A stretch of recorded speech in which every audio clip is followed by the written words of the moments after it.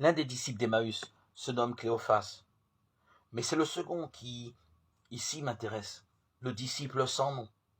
Quand le texte biblique s'intéresse à quelqu'un sans le nommer, il dresse une sorte de contour dans lequel chacun peut se glisser.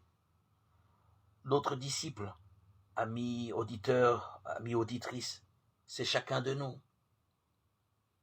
Alors qu'en dire? Il est parti avec Cléophas tristement et marche en s'éloignant de Jérusalem. Il s'éloigne du centre du cœur de ce qui vient de se dérouler. Ils se sont détournés comme on le fait quand trop de malheur surgit. Le philosophe Pascal avait un nom pour cela, le divertissement.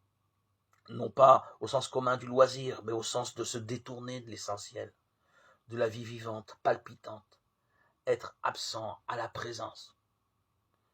Il, mais pourquoi il? Peut-être est-ce elle? Des auteurs ont en effet pensé que c'était une proche de Cléophas, sa sœur ou son épouse, qui l'accompagnait. Ils se sont éloignés, mais ils se parlent, et c'est peut-être là l'essentiel. Se sont-ils souvenus de ce que Jésus disait? Quand 2 ou 3 sont réunis en mon nom, je suis là au milieu d'eux. Matthieu 18, 20. Toujours est-il que Jésus vient, s'approche et marche avec eux. L'expérience de la résurrection, c'est peut-être cela d'abord. Découvrir que, quand on est deux ensemble, présents l'un à l'autre, il y a plus que nous-mêmes.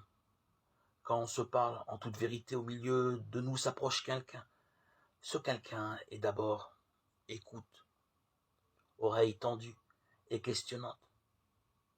De quoi discutez-vous en marchant, Luc 24, 17? De quoi discutons-nous en chemin? De choses et d'autres, graves ou légères? Souvent. Mais parfois la tragédie traversée occupe tout. Il ne faut pas oublier combien la vie de Jésus a basculé brutalement pour les disciples. À quel moment ont-ils compris que le pire allait advenir? À quel moment ont-ils chaviré dans l'effroi? Alors oui, ils discutent, et c'est leur chance. Dans ce dialogue, la lumière se fait, parce qu'ils se parlent. L'écriture, parole vivante, prend chair et vie avec eux, et en eux. Jésus est là, d'une présence toute mystérieuse, car ils sont empêchés de le reconnaître. Luc 24, 16. Peut-être cet empêchement est-il lié à leur mouvement, ils sont encore en train de s'éloigner, mais ce n'est plus un éloignement, puisque le cœur de leur histoire, de toute histoire, est avec eux. Alors enfin, ils s'arrêtent et lui demandent « Reste avec nous » Luc 24, 29. J'aime à croire que c'est le disciple sans nom qui dit cela. Il le dit à chaque génération, dans chaque pays, dans chaque culture. Reste avec nous, Seigneur. Et alors, le Seigneur les bénit. Luc 24, 50.